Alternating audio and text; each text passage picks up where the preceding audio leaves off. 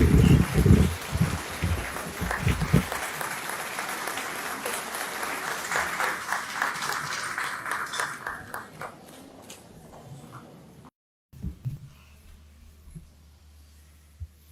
të gjithëve dhe mirë se keni ardhur në asamblen e Partisë Socialiste të njësisë 3. Leoni që në fillim ta nis me një falënderim dhe një mirënjohje për secilin prej jush, bashkëkryetar, antar të shtabeve tona drejtuese të Partisë Socialiste, për shtabin qendror, për 2 bashkëkryetarët, Erionin Xhanin, gjithë ekipin, faleminderit drejtuesës suaj politike, Klotildës, për gjithë punën dhe angazhimin tuaj dhe sigurisht edhe rezultatin më të mirë në Tiranë që ju keni marrë fal punës suaj në zgjedhjet e 11 majit. Fakt, njësia 3 është njësia që në zgjedhjet e 11 majit doli me një rezultat krahasuar me 2021-shin me 1.5% të votave më shumë. Është njësi në fakt në Tiranë që jo vetëm fal punës suaj, por edhe punëve të mira që janë bërë, na ka dhënë besimin dhe na ka bërë që ta marrim edhe si një njësi kampione të asaj se çfarë mund bëjë një ekip që punon fort, ashtu sikurse dhe i gjithë ekipi i Tiranës punoi, i kandidatëve dhe i strukturave të Partisë Socialiste. Por fakti që ju ishit dhe jeni një njësi fituese e para në Tiranë për sa i përket rezultatit pozitiv, tregon që këtu me lhemi, në tharmi, i mirë, i pozitivitetit, i energjisë, i angazhimit me njerëzit, i kontaktit me qytetarët, është thellë i rënjosur në strukturat tona, po dhe përtej strukturave tona. Ajo që ka bërë diferencën dhe ne i kemi bërë këto analiza dhe kemi reflektuar shumë së bashku, është ekipi. Dhe Partia Socialiste punoj si një skuadër me energji edhe pasionin për bërë më të mirën për Tiranën dhe për Shqipërinë. Ndaj edhe në këtë mbledhje asambleje ku ne do të bëjmë sigurisht një bisedë të hapur, por të tjera takime do të pasojmë me gjithë organizatat socialiste për të folur për punët e Tiranës, për të folur për punët për Shqipërinë. Do të kemi mundësi që jo vetëm të diskutojmë hallet, problemet e të përditshmes në përballje me sfidat e brendshme, por edhe ato të jashtme që impaktojnë në fakt jetën tonë të përditshme, masat që po marrim për të adresuar këto sfida. Por gjithashtu do të kemi në fokus një proces që tashmë ne kemi nisur dhe që është proces i rëndësishëm qoftë për organizmin ton politik, që është rienergjizimi i strukturave të Partisë Socialiste në gjithë vendin dhe sigurisht edhe në Tiranë, e gjithashtu edhe mobilizimi dhe hapja, zgjerimi i partisë drejt më shumë vajzave, grave dhe të rinjve. Dhe nëse ju keni një tjetër pikë të fortë, të dua ta them këtu, të atij rezultati pozitiv që ju e keni marrë sepse struktura e Partisë Socialiste njësisë 3 është në shumicën ndërmuese me përfaqësi të forta të grave në çdo nivel të vendimtarit.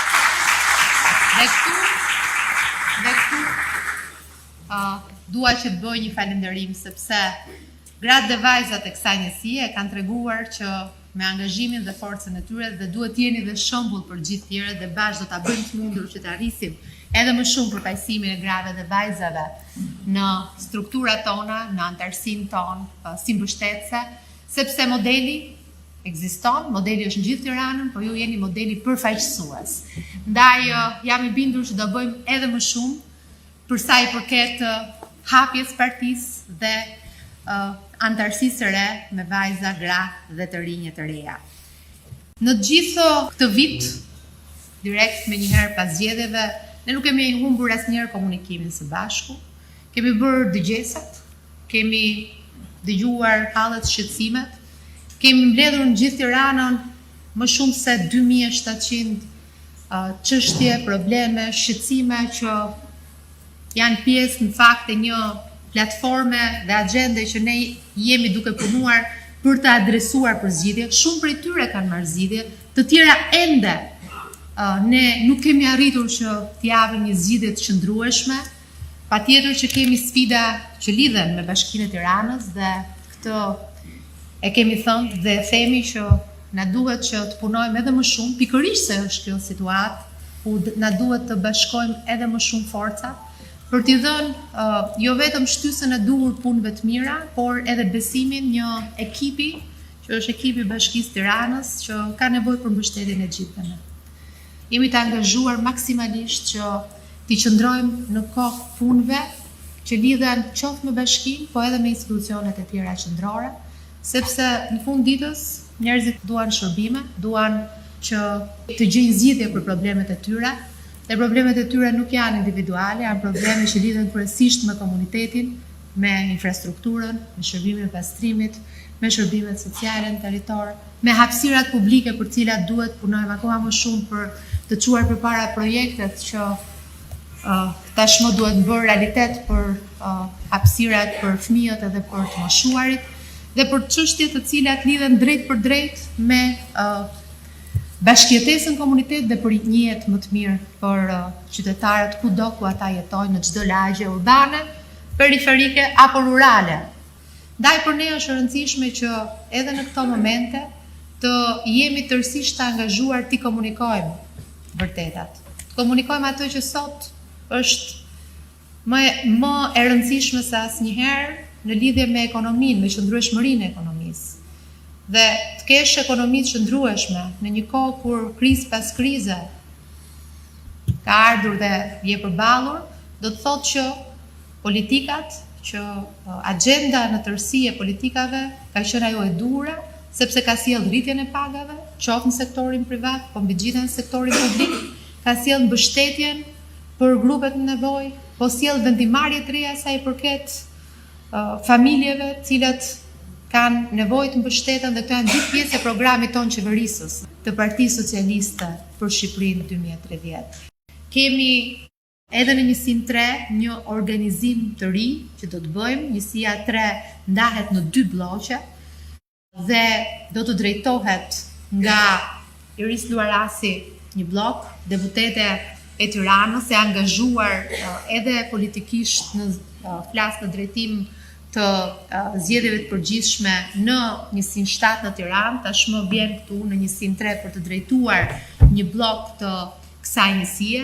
Patjetër bloku tjetër drejtohet nga Klotilda Ferhati, ish deputetja juaj, me kontribute spikatura në fakt për rezultatet domethënëse që ka arritur kjo njësi fal drejtimit të Ildës bashkë me skuadrën e Partisë Socialiste këtu, dhe sigurisht që ashtu sikur se kemi vendosur në njësitë e Tiranës, drejtues politik të qarqeve të ndryshme, ne na bashkohen në Tiranë për të fuqizuar akoma më shumë strukturat tona, për të dhënë akoma më shumë mbështetje, jo vetëm Partisë Socialiste në kuptim të strukturave, por me gjitha marrëdhënieve me komunitetin dhe vëmendjes që komuniteti do për të patur më shumë në territor për më shumë komunikim intensiv me njerëzit. Ndaj Ervin Demo, drejtues i qarkut të Beratit për Partinë Socialiste, ministri ynë i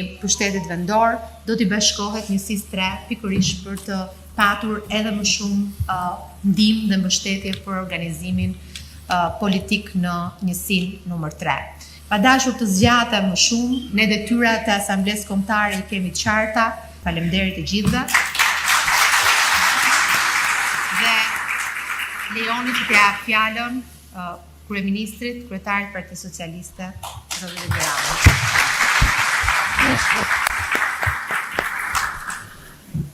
Shumë faleminderit për pranimin tuaj. Domethënë se do thosha dhe parë sa seriozisht jeni angazhuar për të qenë pranishëm dhe jam mirënjohës për këtë. E para duhet të them që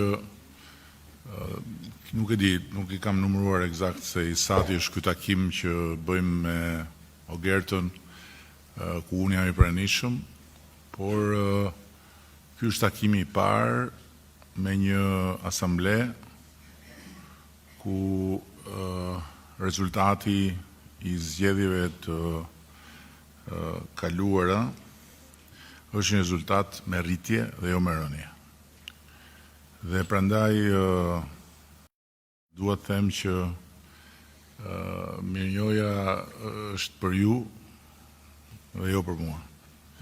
Dhe unë ju jam mirënjohës për punën që kemi bërë, që keni bërë natyrisht për Partinë Socialiste, për veten, për familjet, për komunitetin tuaj, por edhe keni bërë për kryeqytetin. Dhe nga 12 qarqe që ka Shqipëria, 10 janë me rritje, 2 janë me rënje. Sot Partia Socialiste ka barën që të realizojë një mundësi që për herë të parë Shqipërisë i ka ardhur në dorë. Unë mendoj që në historinë tonë asnjëherë fati nuk i ka buzëqeshur shqiptarëve si tani. Kur asnjëherë. E kanë menduar shqiptarët që po ju buzëqesh kur Shqipëria u çlirua nga pushtuesit edhe hyn në rrugën e socializmit për të ngrënë me luk floriri e për të qenë gjithë barabartë etj, por rezultoi që nuk ishte rruga e lumturisë, ishte rruga e shkatrimit. E kanë menduar shqiptarët që po ju buzëqesh edhe kur u çliruan nga diktatura dhe u bën njerëz të lirë. Por në fakt ishte përsëri një moment kur, si në rastin e parë, fituam lirin, por nuk kishte njëri respekt për ne. Na pranuan me nënqeshje dhe nga halli, kur ju vajtëm në për brigje e në për dyer. Dhe na trajtuan si mos më keq nga të katër anët, sikundër edhe Shqipëria vetë nuk arriti dot që të impononte asnjë lloj respekti. Për arsyet që i dim shumë mirë. Për herë të parë, nuk jemi vetëm ne që duam të bëhemi pjesë e Bashkimit Evropian, por është Bashkimi Evropian që do të na bëj pjesë vetën realisht, jo me fjalë. Se me fjalë e kanë thënë ata që ditën e parë ne ju duam këtu e se ju jeni si ne, ardhmja juaj e shtu, po u bën vite kur i kam dëgjuar unë ata që i thoshin këto, i kisha të tëra flokët, i kisha të zeza, e tani mund të shikoni vetë çka ka mbetur, ndërsa tani ata e besojnë këtë gjë, e duan këtë gjë dhe ne kemi fituar respekt dhe besim. Qa do të thotë kjo? Do të thotë që ne duhet të shfrytëzojmë këtë kohë që kemi tani për sa kohë ata e kanë derën hapur. Isha me disa të ri para 2 ditësh që po më morën këta ministrat që merren me drejt për drejt me negociatat. Edhe u qua një student aty. Tha po mirë, dakor, ta unë dha i marrë vesh to dha, po çfarë fitoj unë nga kjo? Unë dha, po duhet i jashtë, i jashtë. Po duhet studioj jashtë. Edhe i thash, ti duhet të mësosh, duhet të kuptosh që mund të shkosh, patjetër që ti shkon jashtë. Por sa po të zbresësh atje jashtë, je i huaj. Në sekondin që zbret, për sa kohë Shqipëria nuk është antare e Bashkimit Evropian, ti je një huaj. Momenti kur Shqipëria bëhet antare e Bashkimit Evropian, ti je vendas. Pra, momenti që Shqipëria bëhet antare e Bashkimit Evropian, çdo shqiptar nuk është më vendas thjesht në vendin e vet. Ktu është atë dheu. Ndërsa vendi është gjithë Evropa. Po kjo nuk ka një kuptim simbolik. Nuk është thjesht çështja që ti nuk kalon më në asnjë lloj tuneli, pasaportash e gjëra, po ti kalon nga ajo që thotë qytetar. Po ti kur shkon në universitet, i thash, ti nuk ke më një tarif 10 fish më të lartë se i huaj. ti ke një tarif njësoj si ata që janë aty.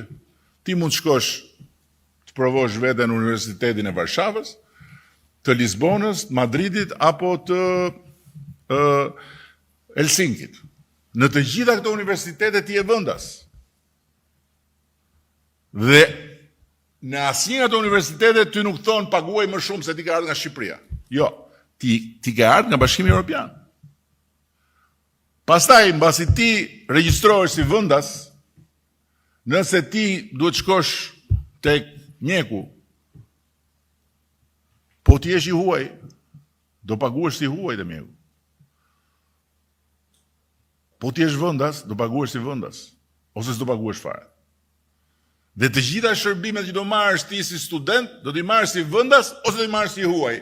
Dhe kështu prindërve tu o do t'i kushtoj sa frëngu pulën studimi yt, ose do t'i kushtoj sa që kushton edhe vendasve të tjerë që është në sistemin publik diçka plotësisht e arsyeshme. Pastaj do mbarosh universitetin, do të shkosh në punë, po mund të shkosh ti. Edhe tani nisesh shkon atje, po nisesh shkon atje je ilegal. Dhe deri kur të sistemohesh, të marrësh ato të famshme letrat e tjerë, do heqësh picirin. Ndërsa nëse je vendas, ti do kërkosh punë sot në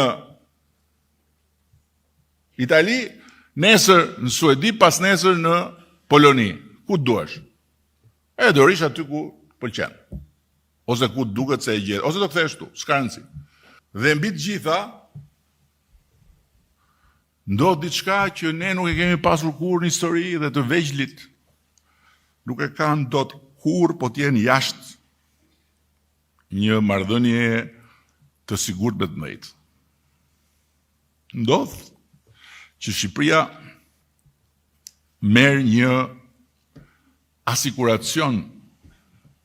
asiguracion demokratik, sepse bëhet një vend i Bashkimit Evropian ku pavarësisht se çfarë thonë njerëzit që ankohen për gjëra që nuk shkojnë, por harrojnë se sa shumë gjëra tjera kanë fal atij mekanizmi, është një vend me garanci nga institucionet. Dhe për këtë arsye është gjithë ky proces me drejtësinë, prandaj ata insistojnë shumë te drejtësia, sepse janë institucionet që vendosin për njerëzit. Kështu që për gjitha këto arsye dhe për shumë të tjera, ne duhet jemi të vetëdijshëm për një gjë që na ka ardhur ne në dorë, që ne të bëjmë histori këtu. Kjo është histori. Prandaj, ky proces që kemi filluar sigurisht që lidhet me fillimin e punës për zgjedhjet e ardhshme, se ne këtë punë kemi bërë gjithmonë, kemi filluar gjithmonë përpara. Ata ku janë tani? Tani në këtë orë që po flasim ne, ku janë ata? Jo, më ku janë? Mos janë duke fletë gjumë. Se Luli po ata të tjerët ku janë? Janë në për kafe, janë në shtëpi, janë duke bërë, me siguri nuk janë duke bërë një takim tashti se si do organizohemi ne për kjo nuk është sot. Kjo është çdo ditë, çdo mbasdite, prandaj pastaj thonë jo po patronazh. Po çfarë patronazh? Ja ju jeni patronazh. Kush janë patronazh? Suksesin nuk na e fal njeriu ne. Tani fillojmë rritjen sistematike të pensionave. Mirë po, nuk është diçka që nuk e dinim, nuk donim ta bënim etj. Por nuk e bënim dot. Dhe ju e dini shumë mirë, se më keni ndjekur edhe kemi takuar dhe herë tjera përpara, që kur pyesni dore si do bëhet me pensionen, unë thosha një gjë që ishte e vërteta. Nuk i kemi mundësi ta bëjmë sot, duhet të rrisim ekonominë, duhet të rrisim mundësitë që të kemi mundësi të paguajmë pensionet, se nuk mund të bëjmë aventura. E pra e bëm këtë. Ne i kemi rritur mundësitë. Tani si ndodh kjo që ne rrisim mundësitë edhe korrupsioni që nga rritur? Se nuk shkojnë këto dyja. Në një vend ku rritet korrupsioni, nuk rriten mundësitë e rishpërndarjes. Nuk ndodh kjo. Nuk rriten të ardhurat në buxhetin e shtetit, nuk rritet numri i përfituesve nga garat publike, nuk rriten pagat, nuk rriten pensionet, kështu siç po i rrisim ne. Dhe siç ju kemi thënë, në janar filloi rritja X, janarin tjetër do jetë X herë 2, janarin e 2028 do jetë X herë 3, janarin e 2029 do jetë X herë 4 dhe në 2030 do jetë X herë 5. Dhe do arrim tek ato nivele pensionesh që janë të arsyeshme, jo të mjaftueshme, por të arsyeshme për Shqipërinë.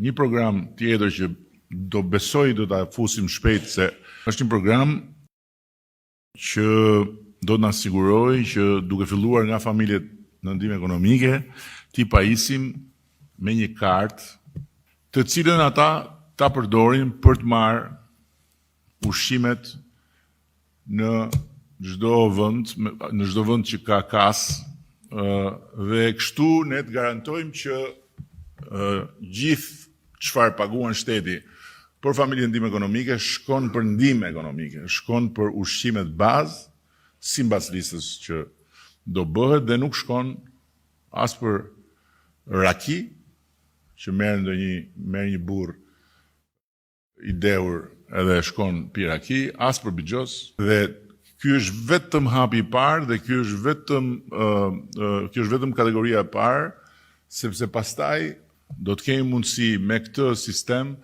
që në rast se do duhet bërë një paketë mbrojtëse, të mund t'ja japim te karta. Me këtë sistem do të bëjmë edhe gjithë mbështetjet për ata ushtarakët, për punonjësit e policisë, për të tjerë që shërbejnë jashtë qytetit etj. Përshëndetje. Së pari më njohje për gjithë punën dhe angazhimin tuaj, jeni në çdo moment me ne dhe për ne. Kjo vjet re dhe në njësinë 3 me gjithë punën dhe angazhimin tuaj dhe të gjithë Partisë Socialiste.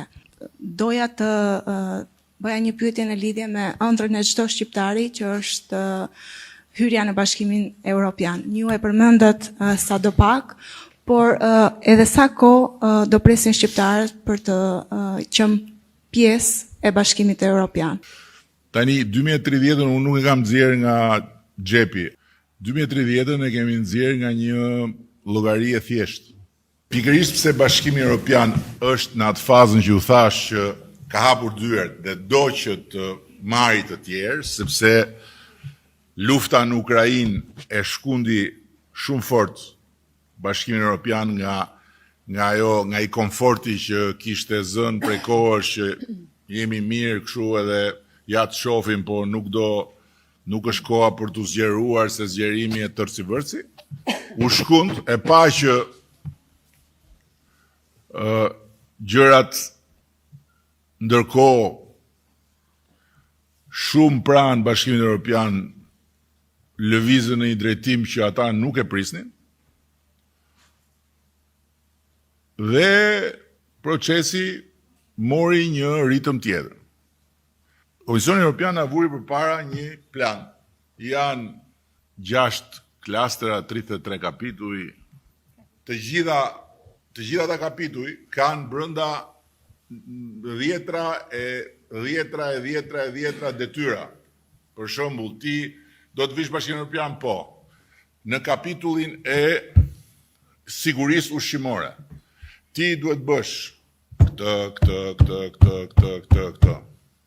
Dhe këto janë detyra që i kishin vënë në përbllogje si në kalendar, edhe na thanë, është shumë ambicioze, por nëse ju mobilizoheni dhe i bëni këto detyra deri në fund të 2027-s, ne nga ana jonë këtu në katë parë do t'ju japim certifikatën për të hyrë në katë dytë. Sepse procesi ka 2 faza. Mbarojnë negociatat me Komisionin, që është si qeveria e Bashkimit Evropian. Pastaj duhet shkosh në çdo vend dhe të marrësh aprovimin e parlamentit XY27. Dhe normalisht kjo periudhë është 2 vjet. Nëse gjërat shkojnë okay, me që çdo gjë nuk shkon sahat fare, le të llogarisim fundin e 2027-s, gjysmën e 2028-s, prap 2 vjet, pra 2030 është një vit i arsyeshëm me këtë nëse gjërat janë kështu. Dhe prandaj është kaq e tmerrshme kur njerëz që kanë mundësi të flasin me çdo qoftë në gjuhë huaj. Njerëz që japin intervista në për mediat huaja, njerëz që komunikojnë me grupe parlamentare të tjera, dhe që përfaqësojnë, pavarësisht se përfaqësojnë këtu forca opozitare, nuk e kanë idenë se çfarë dëmi bëjnë dhe as nuk ju intereson fare, kur nuk lën gur pa luajtur që të fusin dyshimin te Shqipëria, të fusin dyshimin tek procesi. Sigurisht që për Komisionin Evropian këto nuk pin ujë, sepse Komisioni Evropian i ndjek të gjitha 24 orë, 7 ditë javës, ka këtu një ushtri me njerëz që mbajnë shënime për çdo fushë etj. Dhe ata nuk i gënjen dot. Ta çojmë deri në fund këtë gjë. Dhe mundësit i kemi.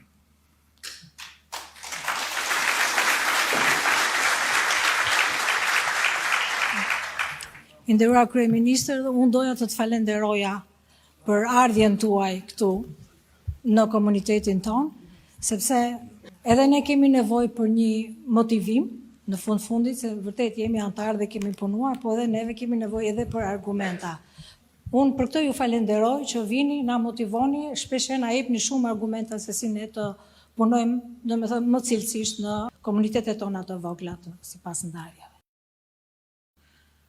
Kur bëm atë asamblen në Durrës,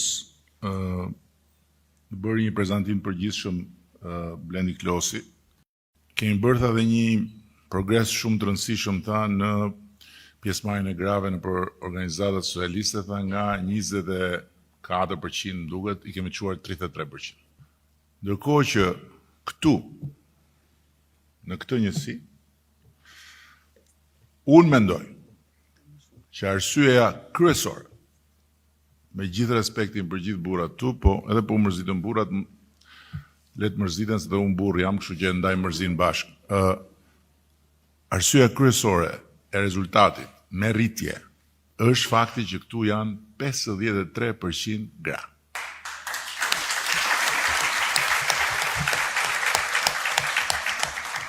E pat Dibrën, mu hodhën në fyt gjithë ata, si i thua ti çyryk, burrat e Dibrës, po ta tregojnë ty burrat e Dibrës se burrat e Dibrës të bë. Dibra u bë si me qenë Vlora. Nuk e di për pak vota, se di eksakt sa, por mund merri mandat në 4. Pse? Se burrat shumica shkuan mbas grave. Partia Socialiste është oqean, nuk është lum, prua, liqen. Kështu që unë ndihem vërtet shumë mirë në këto takime, se këto takime mua më japin shumë energji edhe më kënaqin shumë që flas me ju. Do kisha shumë i lumtur të kisha mundësi të bëja më shumë takime të tilla. Për ta mbyllur, unë dua t'ju falenderoj sinqerisht, jo formalisht, që të rini të dëgjoni deri tani edhe të mos jepni shenja lodhjes, edhe mund t'jeni lodh, po shenja lodhje nuk shoh, ky është respekt i madh për mua dhe unë ju falenderoj shumë. Shumë faleminderit.